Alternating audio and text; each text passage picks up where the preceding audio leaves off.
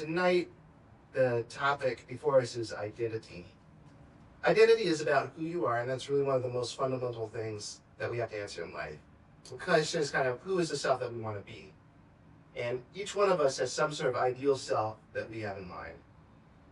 Now, it may be that that ideal self differs from the self that we present to the world. They might be thinner, taller, smarter, better looking, more successful. Your ideal self, as you picture it, might be a different race, gender, or sexuality. For many of us, when we think of our better self, we think of somebody richer than we are. Question is, what is it that makes us fall short? Why do so many of us feel worthless?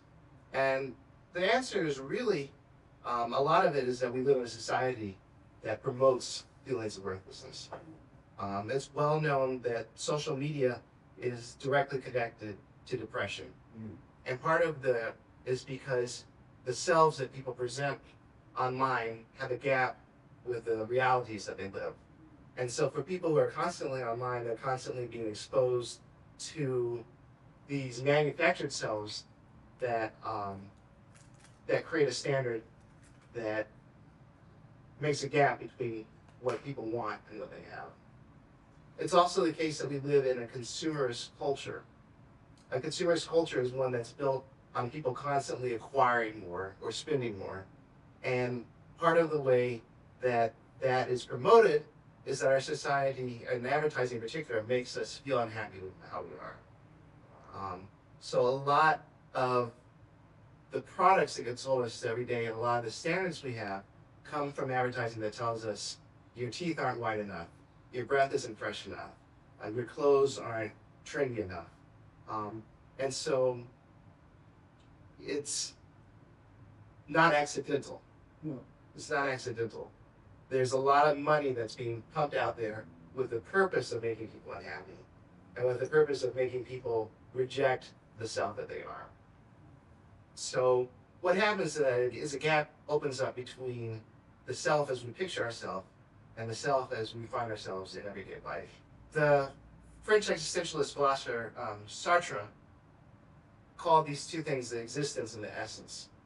And these are very old ideas in philosophy, but the essence is kind of the essential self. That means kind of like the most ideal self, as you can think of it. And then the existence is like your everyday, you're wearing a shirt, my shirt's black, a couple people are wearing teal, we're in a particular place, we're in a particular time, and none of that is our essence. That's part of our existence. So essence is a really old school idea. And it's the idea that there is a certain right way to be human. And some of the philosophers that have kind of exemplified this point of view are Aristotle, Confucius, and maybe some of the street side philosophers we've all met. So maybe your uncle or your grandfather, somebody has the idea that there's an ideal way to be. And the core of this old school idea of essence was that human essence is made up of these virtues. And some of the virtues might be, say, for instance, brave, trustworthy, honest, honorable, upright, generous. So in many ways, there were a lot of very positive things about this old school view. And a lot of people feel this loss, that we lost this idea that there's an ideal way to be.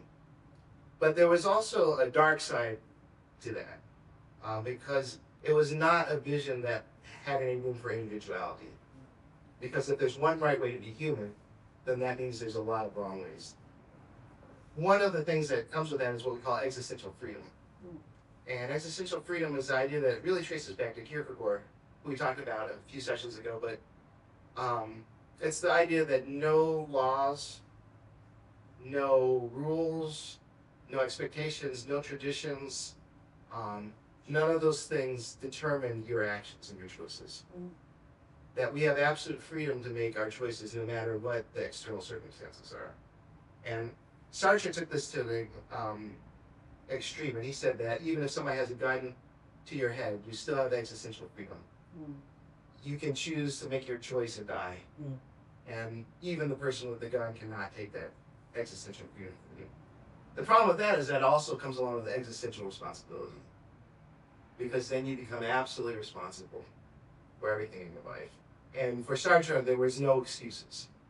Whatever you did, you had to own it. He said, even if you go and you ask your friend, and your friend says, do this, and you go and you do it, he said, well, why did you ask that person? And he said that we choose our advisors. And that before we ask the question, we know what answer we want to hear.